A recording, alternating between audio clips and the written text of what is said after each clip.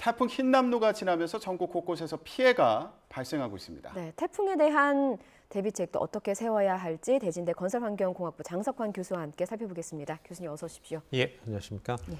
네, 이번에는 이 대비책을 어떻게 마련해야 되나 이 부분을 좀 얘기를 해보도록 하겠습니다. 일단 그 태풍이 오면서요, 중앙재난안전대책본부에서 위기 경보를 관심에서 심각으로 2단계 올렸다 이런 보도가 이제 앞서 있었거든요.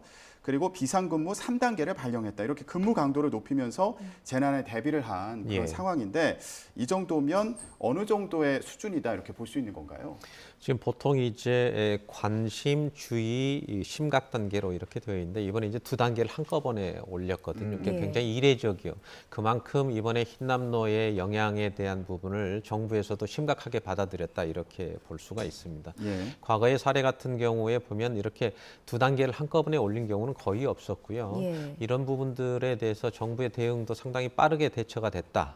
이렇게 좀 볼 수가 있습니다. 이번에 보통 이제 태풍을 풍속으로 봤을 때는 매우 강 이렇게 보는데 초속 한 43m 그 정도가 이제 시속으로 따지면 한 155km 정도 되는데 그때까지는 강으로 보고 그 이상이 되면 매우 강으로 보는데 지금 매우 강, 그러니까 한 초속이 한 45m 정도까지 나왔기 때문에 매우 강한 태풍에서부터 또 태풍의 이제 크기를 나타내는 것 중에 중심 기압을 가지고 나타내는 방법이 있는데 920에서 950 헥토파스칼 정도를 대형이라고 하고 그 이상이 되면 그 아래로 즉 기압이라고 하는 것은 보통의 기압이 1기압이라고 하는 게 1013 헥토파스칼인데 그보다 훨씬 낮은 것. 그러니까 기압차가 크면 클수록 우리가 태풍을 열대성 저기압이라고 하는 크면 클수록 강풍도 세고 많은 태풍의 반경도 커지는데 950 헥토파스칼까지를 우리가 대형 태풍이라고 하고 920 헥토파스칼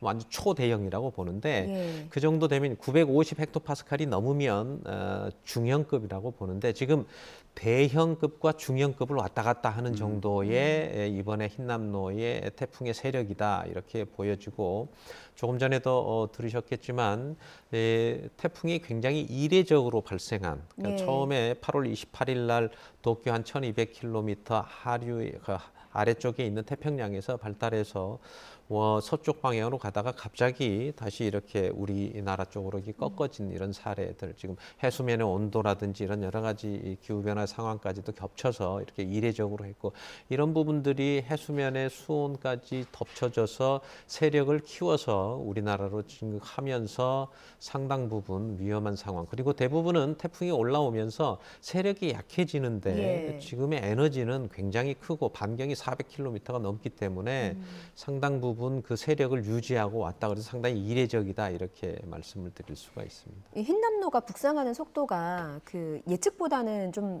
빠르지 않았습니까? 그래서 앞서 지금 기압차에 따라서 기압차가 크면 클수록 태풍의 강도가 세진다라고 설명을 해주셨는데 북상 속도가 빨라지는 것도 이 영향 그 세기에 영향을 좀 미칩니까? 이제 북상에 대한 속도가 빨라지는 것은 이번에 이제 편서풍이라든지 제트기류에 타서 이렇게 조금 빨라진 경향이 있었고 원래의 예측된 경로보다 약간 오른쪽으로 아마 그것은 아마 불행 중 좀 다행이라고 생각을 하는데요. 그래서 조금 빨라져서 빠르게 지나가는 것은 우리 입장에서 보면 상당히 나쁘지 않는 그런 상황이긴 합니다. 왜냐하면 태풍이라고 하는 것이 중심을 기준으로 해서 오른쪽을 기준으로 보면 그것은 진행 방향과 서쪽에서 동쪽으로 회전하는 그 회전력에 의해서 더 많은 풍속이 발생을 하기 때문에 오른쪽은 강풍에 의한 피해가 발생을 할 가능성이 많고 반원을 기준으로 왼쪽은 그 전체적인 회전 반경에 의해서 속도는 조금 느려지지만 강우의 피해가 굉장히 많을 가능성이 있었는데 이번에 두 가지가 똑같이 굉장히 큰 피해가 올 가능성이 있던 태풍으로 생각이 됩니다. 과거에 우리가 태풍 2002년도에 루사는 하루에 870mm 정도가 오는 큰 비가 올 정도의 강풍보다는 폭우에 의한 피해가 많았었고 그 다음엔 2003년도에 매미는 초속이 60m. 아마 기억하실지 모르겠지만 크레인이 쓰러지고 예. 송전탑이 무너졌던 그런 정도. 그러니까 강풍이 피해를 많이 줬던 부분인데 이번에 흰남노는 두 가지가 같이 왔던 상당히 이례적인 폭풍이었고 태풍이었다 이렇게 말씀드릴 수가 있는데 준비가 충분히 준비가 잘 되고 이래서 인명 피해가 아직까지는 좀 없는 것으로 봐서는 상당히 준비를 나름대로 잘 해왔다 이렇게 보여집니다. 강풍과 비 피해가 동시에 우려되는 그런 상황이었는데 그 중에 좀 바람 얘기를 좀 해볼게요. 부산 같은 경우에는 해운대나 뭐 이런 바닷가에 고층 빌딩들이 많이 보이잖아요. 근데 고층 빌딩 같은 경우에 또 바람이 또 거세게 불면 이게 빌딩풍이라고 하죠. 그 피해를 보는 경우도 있지 않습니까? 뭐 유리창이 깨진다든가. 지난 2020년 재작년이죠. 그때에 이제 하이선이라고 하는 태풍이 왔을 때 빌딩풍에 의해서 유리창이 깨지고 또 그 상황에서 인명 피해도 좀 나긴 났었습니다. 고층 빌딩이라고 지금 해운대에 있는 데는 100층 가까운 그런 빌딩들이 있는데요.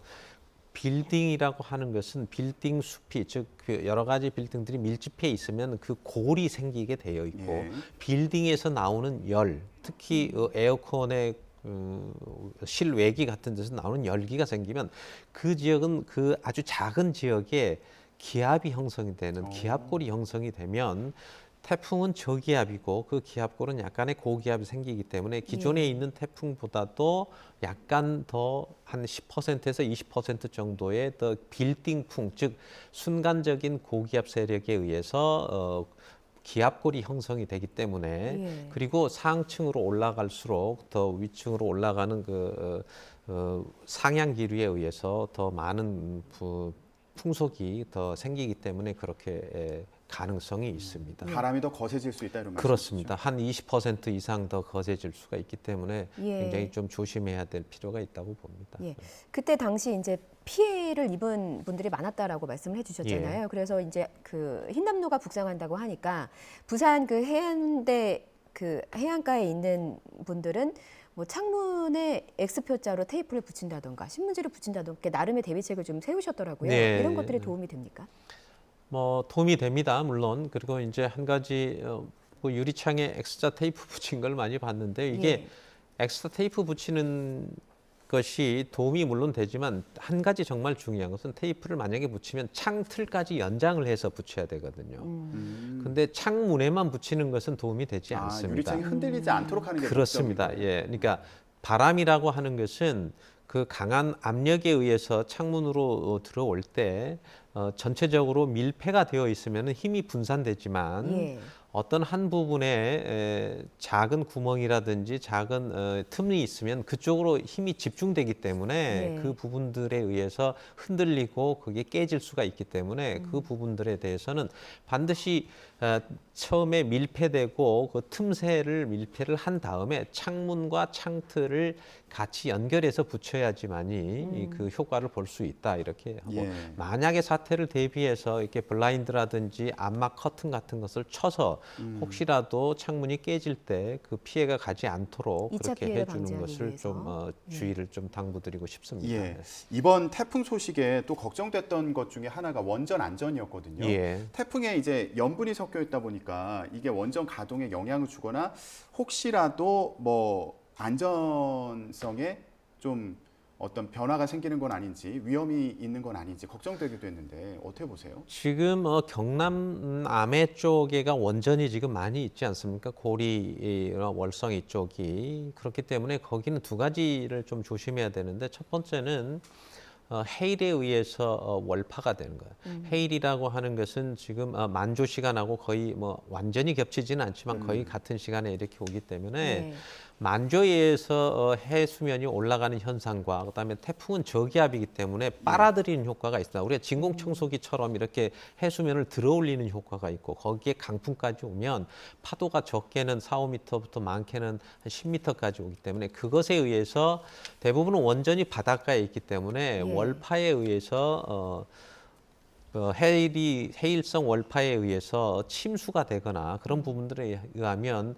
그 속에 염분이 들어가게 되면 기계의 염분이 들어가게 되면 그 기계의 작동이 상당히 문제가 되고, 가장 중요한 것은 만약에 원전이 가동되고 있는 중간에 전원이 공급이 끊긴다면 정전이 돼서 전원이 끊긴다면 그 원전에 대한 누출에 염려가 있습니다. 따라서 지금의 원전은 지금 태풍 기간에서는 전혀 가동을 중단하기는 좀 어렵겠지만 최소한으로 가동을 해서 그런 원전 시설에 대한 정전이라든지 해수면의 해일에 대한 월파의 문제를 좀 신경 써서 조심해야 될 필요가 있습니다. 예, 알겠습니다. 앞으로 그런 부분에 대한 대비도 중요하겠군요. 자, 태풍과 관련한 대비책에 대해서 얘기 나눠봤습니다. 대진대 건설환경공학부의 장석환 교수였습니다. 오늘 말씀 고맙습니다. 감사합니다.